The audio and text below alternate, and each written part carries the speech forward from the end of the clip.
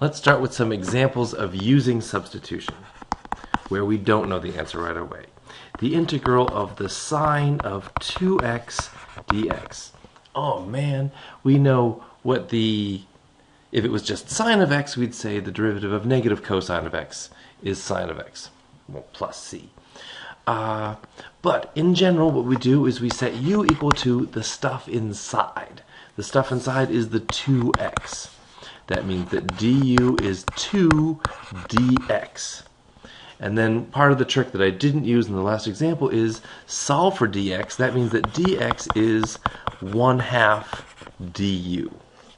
And so this integral becomes the sine of the 2x becomes u, and the dx becomes 1/2 du. We can pull that 1/2 out front, and we have the integral 1/2 the integral sine of u du, which, as I just said, we know is 1/2 negative cosine of u plus c, and we can substitute back in the u equals 2x, and we get negative 1/2 cosine of 2x plus c. Now some people, and I'm not going to give you any grief if you do this, some people can go straight from here to here. Some people can say, oh, if it was cosine, negative cosine of 2x, I would get sine of 2x times 2 because of the chain rule. I would end up multiplying by the derivative of what's inside and get a 2. So a 1/2 out front will cancel that out, and I'm done. That is great and lovely, and I won't criticize you for doing that, but this is a very straightforward way of going about it. Let's try another example. Let's say we have the integral of x 5x squared plus 4 to the 10th power dx.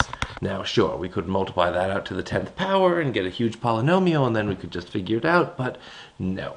Again, u is the stuff on the inside. 5x squared plus 4. Du is the derivative of that, which is just 10x dx. And now, aha! Now the 10 we can get, the 10 we can move around, but the x dx we can't. But we have an x dx. And that x dx, we can say x dx is 1/10 du. Divide both sides by 10, x dx. And so the x dx becomes just 1/10 du, and the 5x to the 4th, 5x squared plus 4 to the 10th becomes u to the 10th.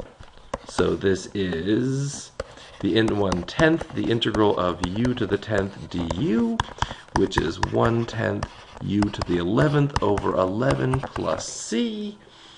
And this is what? U is 5x squared plus 4 to the 11th power over 110 plus c. And you think, does this really work? You can always double check.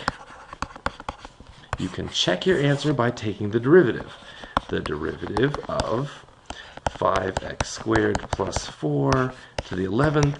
Now, some people think you need to use the quotient rule. That 110 is a constant. We might as well just call it 1/110th.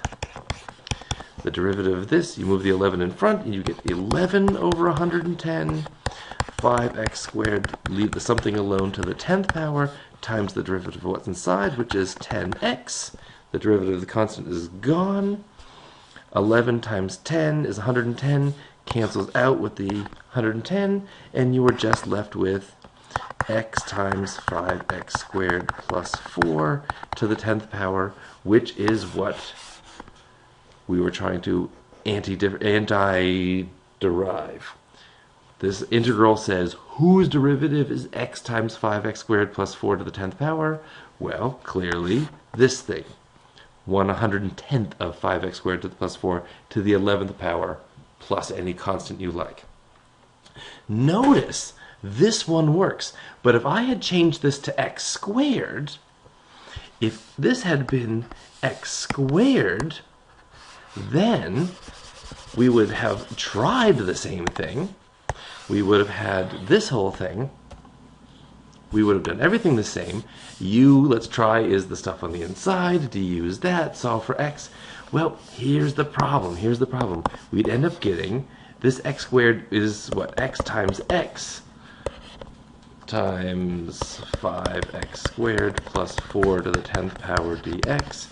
We can call this integral of x 5x squared plus 4 to the 10th x dx. The x dx becomes 1/10 du. The 5x squared plus 4 to the 10th becomes u to the 10th. And this little x over here doesn't go away. And we are stuck. We don't know whose derivative with respect to u is x times u to the 10th power times 1/10. It's no good. This is an example of a place where substitution does not work. So again, this is a technique that works in some cases. It expands our ability to integrate things, but it doesn't work on everything. It only works if you have a something whose derivative is pretty much everything else that's there. Not just some of it, but all of it, up to a constant. The constant is not a problem, but the fact that there's an x squared there when we only have an x in the derivative or something, this doesn't work. We would have to use a completely different technique for evaluating this integral.